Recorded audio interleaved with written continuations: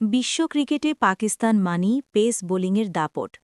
ইমরান খান, ওয়াসিম আকরাম থেকে বর্তমানের শাহিন আফ্রিদি গতির ঝড়ে প্রতিপক্ষকে পরাস্ত করাই তাদের ঐতিহ্য। কিন্তু ২০২৪ টি-২০ বিশ্বকাপে দেখা গেল এক ভিন্ন পাকিস্তান। চিরপ্রতিদ্বন্দ্বী ভারতের বিপক্ষে জয়ের লক্ষ্যে পেস শক্তি ছেড়ে স্পিনের ওপর বাজি ধরেছিল বাবর আজমের দল। তবে কলম্বোর প্রেমাদাসা স্টেডিয়ামে কৌশলের সেই বড় রদবদলও শেষ পর্যন্ত পাকিস্তানের ভাগ্য ফেরাতে পারেনি। গতকালের হাই ভোল্টেজ ম্যাচে ভারতের বিপক্ষে স্পিন দিয়ে আক্রমণ শুরু করে পাকিস্তান।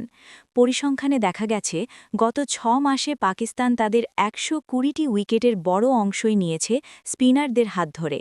গতকাল ভারতের বিপক্ষে তারা রেকর্ড ১৮ ওভার স্পিনারদের দিয়ে বল করায়, যা বিশ্বকাপের ইতিহাসে এক বিরল ঘটনা।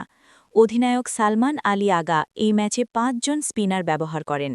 ম্যাচের শুরুতে পাকিস্তানি স্পিনারদের দাপটে ভারত কিছুটা চাপে পড়লেও ঈশান কিষানের ৮০ এবং সূর্যকুমার যাদবের ৩২ রানের ওপর ভর করে ১৭৫ রানের চ্যালেঞ্জিং স্কোর দাঁড় করায় টিম ইন্ডিয়া।